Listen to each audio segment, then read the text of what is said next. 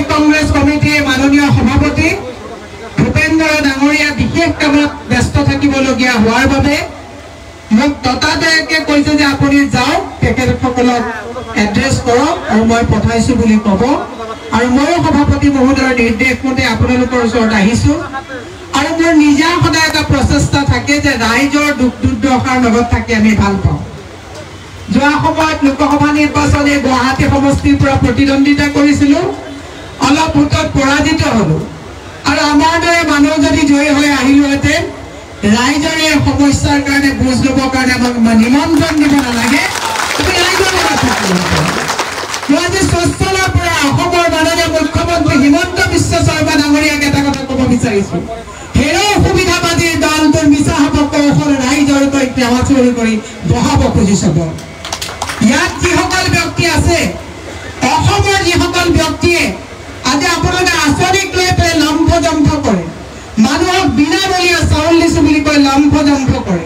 মানুহক হিতাধিকাৰী সজাইছো বুলি কৈ পেলাই আপোনালোকে হিচাপ দিয়ে যে 2,34,00,000 হিতাধিকাৰী সজাইছে কিন্তু হিতাধিকাৰী ঘৰত যে চাউলটো পঠায় সেইসকল ব্যক্তিয়ে কেনেকৈ পৰিয়াল চলাইছে হিমন্ত বিশ্ব শৰ্মাৰ হিচাপ ৰাখিছে হিমন্ত বিশ্ব শৰ্মাক ক'ব বিচাৰিছো যে ৰাইজৰ সেৱা চুৰ কৰি যাক হিতাধিকাৰী বনাইছা আৰু যিসকলে হিতাধিকাৰীয়ে গেছৰ চোলাত চাউল সিজোৱাৰ ব্যৱস্থা কৰি দিছে আজি তেওঁলোকে আজি আমাৰ অথাই সাগৰত আজি আন্দোলন কৰিবলগীয়া হৈছে নিৰজ্জ মুখ্যমন্ত্ৰী আৰু যোগান মন্ত্ৰী খাদ্যমন্ত্ৰী চকুলাত আছে নাই হাজাৰ হাজাৰ মানুহ আজি স্বচ্ছলত প্ৰতিবাদ কৰি বহি আছে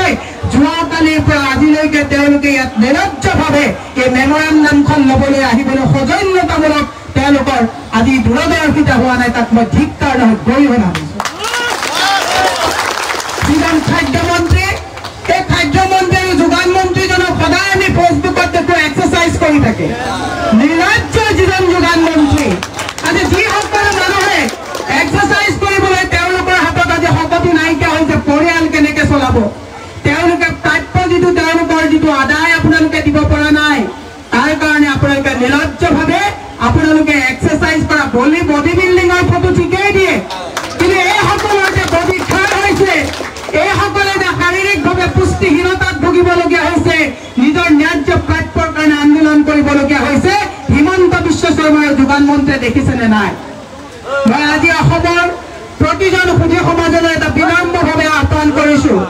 আপোনালোকে আজি দিনটো চাই যদি আজিও যোগান বিভাগৰ মানুহে মেমৰেণ্ডাম ল'বলৈ যদি নাহে অহাকালি মই আপোনালোকক কৈছো আপোনালোকৰ লগত হিমন্ত বিশ্ব শৰ্মাৰ ঘৰ ঘেৰাও কৰিবলৈ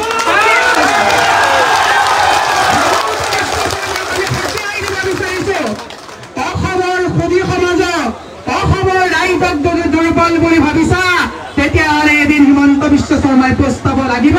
কিমান মানুহক গুলীয়াই হত্যা কৰিব আমি যদি ইয়াৰ পৰা এতিয়া বেৰিকেড ভাঙি যদি হিমন্ত বিশ্ব শৰ্মাক মেমৰেণ্ডাম দিবলৈ যাওঁ হিমন্ত বিশ্ব শৰ্মাৰ সাহস হ'ব কিমান মূলত আমাৰ গাত গৌৰৱ পাব সেয়ে মই আহ্বান জনাইছো হিমন্ত বিশ্ব শৰ্মা ডাঙৰীয়া আজি 4-5 দিন আগত হিমন্ত বিশ্ব শৰ্মাই এখন খবৰ কাকতত তেওঁ এটা এডভাৰটাইজমেণ্ট দিছে যে 2,94,00,000 মানুহক তেওঁলোকে হিতাধিকাৰী বনাইছে কিন্তু মই হিমন্ত বিশ্ব শৰ্মা ডাঙৰীয়াক কৈছো আপোনাৰ হিতাধিকাৰীৰ চাউল কিনাৰ পইচা আজি ইয়াত ৰখি থকা প্ৰতিবাদকাৰী প্ৰত্যেকৰ জেপ কাটিবলৈ দিয়া হয় এই কথা পাহৰি নাযাব হিতাধিকাৰী হিমন্ত বিশ্ব শৰ্মাৰ পকেটৰ পইচাৰ পৰা দিয়া নাই হিতাধিকাৰী যিমান আছে প্ৰত্যেকজন মানুহৰ হিতাধিকাৰীৰ চাউলত 1 পইচাকে হ'লেও এই সুলভ মূল্যৰ দোকানী সন্থাৰ পৰা জেপ কটা হয় এই কথা পাহৰি যাব নালাগে সেয়ে মই সকলোকে এটা আহ্বান জনাইছো এইখন চৰকাৰক আপোনালোকে স্বাধীনত শিক্ষা দিব লাগিব এই চৰকাৰক যদি আপোনালোকে শিক্ষা নিদিয়ে আজি খবৰ কাগজত দেখিব যে তেওঁলোকে 7টা বছৰত কেৱল মাত্ৰ 1 লাখ তেওঁলোকে চাকৰি দিব পাৰিছে কিন্তু নিৰ্বাচনৰ সময়ত বছৰি 5 লাখ পইচা কৰি দিম বুলি প্ৰতিশ্ৰুতি দি ৰাম ভগৱান দি আজি হিমন্ত বিশ্ব শৰ্মাৰ দিনত কেৱল যে সুলভ মূল্যৰ দোকানীসকল ক্ষতিগ্ৰস্ত হৈছে এনেকুৱা নহয় কোভিডৰ সময়ত নিজৰ জানটো আগত দি পেলাই কাম কৰা কোভিড কৰ্মচাৰীকো তেওঁলোকে প্ৰতাৰণা কৰিলে সেইসকল শিক্ষক সুধী সমাজ যিসকল শিক্ষকে পাঠদান কৰি মানৱ সম্পদ বঢ়াই সেইসকল শিক্ষকক তেওঁলোকে প্ৰতাৰণা কৰিছে সেইসকল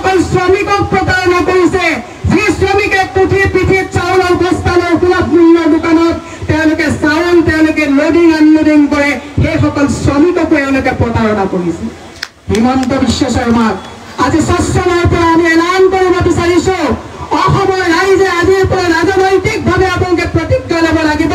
যে অহা ২৬তে ধুৰন্ধৰ দগাবাজ অসমৰ ৰাইজক পোষণ কৰা চৰকাৰখনক আমি গাড়ীচ্যুত যদি নকৰো এই প্ৰতিবাদৰ আজি অতি দুখৰ কথা হাজাৰ হাজাৰ মানুহ মই যোৱাকালি যেতিয়া এইফালেদি পাৰ হৈ গৈছো মোৰ দুখ লাগিছে যে গোটেই অসমৰ ৩৩,৩২৬টা পৰিয়ালৰ এজন এজনকৈ মানুহ হলেও তেওঁলোকে গাঁঠি ধন ভাঙি আজি ইয়াত আহিছে কিন্তু আপোনালোকৰ উশাহ লওঁতে এই স্বচ্ছলত পৰা এই স্বচ্ছলত যোগান মন্ত্ৰী আহিবলৈ তেওঁ সক্ষম হোৱা নাই এই সকল যোগান মন্ত্ৰীয়ে পদত্যাগ কৰা উচিত হয় নে নহয় এনেকৈ মুখ্যমন্ত্ৰীক পদত্যাগৰ দাবী কৰাটো উচিত হয় নে নহয় যিজন মুখ্যমন্ত্ৰীয়ে না যুৱ প্ৰজন্মক সংস্থাপন দিব পাৰিছে না মহিলাক সুৰক্ষা দিব পাৰিছে না শ্ৰমিক কৃষকক সুৰক্ষা দিব পাৰিছে নে গ্ৰাহকক সুৰক্ষা দিব পাৰিছে নাই এই ব্যৱসায়ী সন্থা সমবায় সন্থাক সুৰক্ষা দিব পাৰিছে দুৰ্ভাগ্যজনক কথা সেয়ে মই আপোনালোকক আহ্বান জনাইছো যে এইখন চৰকাৰে আপোনালোকক কিবা দিব বুলি যদি ভাবিছে এইটো আপোনালোকে আমি সকলোৱে মূৰ্খৰ চাগত বাস কৰিছো এই চৰকাৰ দিয়া চৰকাৰ নহয় শোষণ কৰা এইখন দগাবাজ চৰকাৰ মই সেয়ে হিমন্ত বিশ্ব শৰ্মা ডাঙৰীয়াক কাৰণ আমি প্ৰত্যেকটো প্ৰশ্ন মাননীয় মুখ্যমন্ত্ৰীকে কৰিব লাগিব কাৰণ অসমখন এফালৰ পৰা লুণ্ঠন কৰা এই দগাবাজ হিমন্ত বিশ্ব শৰ্মাই আজি বানপানীত কব্বগাই থকা মানুহবিলাকক বানপানীৰ সাহায্য দিয়াৰ পৰিৱৰ্তে তেওঁলোকে কৈছে যে ৫,০০০ কোটি টকাৰ লোন দিছে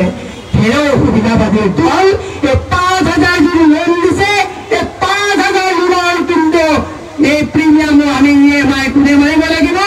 আপুনি মোৰ প্ৰত্যেকে ৫,০০০ এই ঋণৰ ধাৰ আমি মাৰিব লাগিব আৰু তোমালোকে তাৰ মাজত বানপানীৰ সাহায্যৰে তোমালোকে কমিশ্যন লুটিবা দুৰ্ভাগ্যজনক কথা সেয়ে মই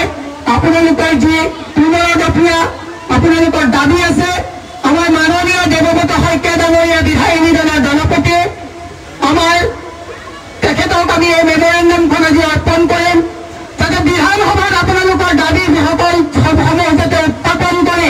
মুখ্যমন্ত্ৰীয়ে যেতিয়ালৈকে দাবী যাতে উত্থাপন নকৰে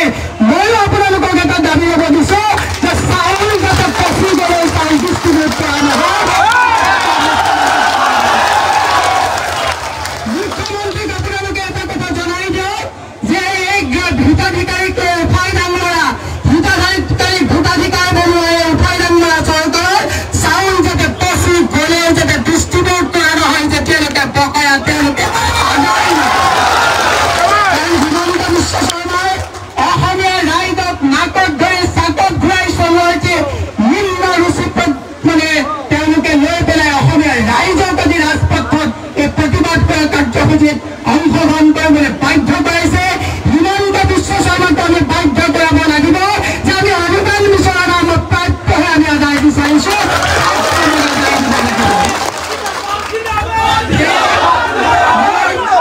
আপোনালোকৰ গোটেই দাবীসমূহ এইবাৰ বিধানসভাত আমাৰ বিৰোধী দলৰ পৰা উত্থাপন কৰে হিমন্ত বিশ্ব শৰ্মাৰ যোগান মন্ত্ৰীক থকা সৰকা কৰি আদায় নোপোৱা পৰ্যন্ত কংগ্ৰেছে দায়িত্ব ল'বি বুলি নানাবলৈ মই প্ৰতিশ্ৰুতি দি আপোনালোকে ৰাজনৈতিকভাৱে সজাগ হ'বৰ কাৰণে মই আহ্বান জনাইছো যে হিমন্ত বিশ্ব শৰ্মা গ'লে চেল্ফি উঠা বন্ধ কৰক মই শেষত মহিলা সমাজক এটা আহ্বান জনাইছো আপোনালোকে মাননীয় মুখ্যমন্ত্ৰীয়ে ইমান বাৰে বাৰে ৰামঠগন দিয়াৰ পাছতো তেওঁ গ'লে চেল্ফি উঠাৰ যিটো প্ৰৱণতা এইটো অসমখন বহু পিছলৈ লৈ গৈছে চেল্ফি উঠা বন্ধ কৰক কাৰণ হিমন্ত বিশ্ব শৰ্মাই অসমৰ ৰাইজক অনুগ্ৰহ কৰা নাই অসমৰ ৰাইজৰ অনুগ্ৰহত হিমন্ত বিশ্ব শৰ্মা আজি দিছপুৰৰ চকীত বহি আছে এইটো পাহৰি গ'লে নহ'ব মই যোগান মন্ত্ৰী ৰঞ্জিত দাস ডাঙৰীয়াক এটা কথা শেষত ক'ব বিচাৰিছো যে আপোনাৰ হাতত নিমখৰ বাদে বাকী যেতিয়া ব্যৱস্থা নাই ৰাইজৰ কৰকটনৰ দৰমহালৈ মন্ত্ৰিত্ব চলাব নোৱাৰা মন্ত্ৰীয়ে আজি ২৪ ঘণ্টাৰ ভিতৰত পদত্যাগ কৰক এইটো নৈতিক দায়িত্ব স্বীকাৰ কৰক যিজন যোগান মন্ত্ৰীয়ে এটা সিদ্ধান্ত ল'ব নোৱাৰে এনেকুৱা সিদ্ধান্ত ল'ব নোৱাৰে এজন যোগান মন্ত্ৰীৰ দায়িত্বত থাকি আমাৰ টেক্সৰ পইচাৰে ৰঙা লাইট চলাই ঘূৰি ফুৰাৰ নৈতিক অধিকাৰ আছেনে নাই ৰাইজে প্ৰশ্ন কৰক সেয়ে আপোনালোকক একত্ৰিতভাৱে থাকি ঐক্যবদ্ধভাৱে এই প্ৰতিবাদ কাৰ্যসূচী চলাই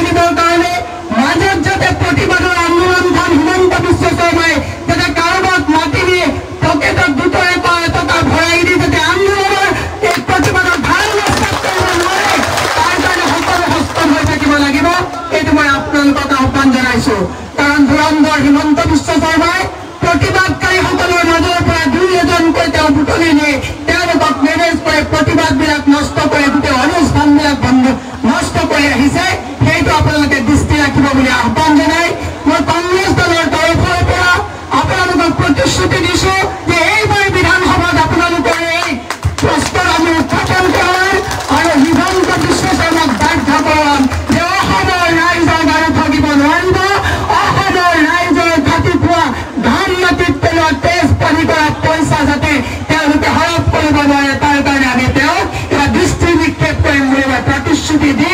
মই আপোনালোকৰ মেমৰেণ্ডামখন এইমাত্ৰই ভূপেন বৰাৰ জৰিয়তে মই দেৱব্ৰত শইকীয়াক প্ৰদান কৰি আপোনালোকক কংগ্ৰেছ দলৰ পৰা সহায় সহযোগিতা আগবঢ়াম বুলি মই প্ৰতিশ্ৰুতি দি মই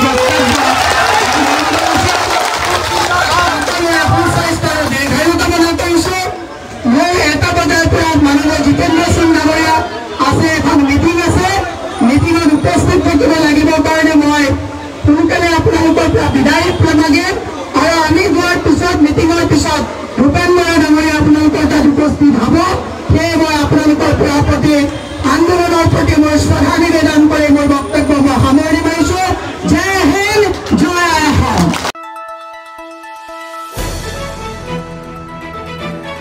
দ্য নিউজলেণ্ডছ অবিৰত তথ্যানুসন্ধান আপোনাৰ সেৱাত খবৰ সন্ধান দ্য নিউজলেণ্ড।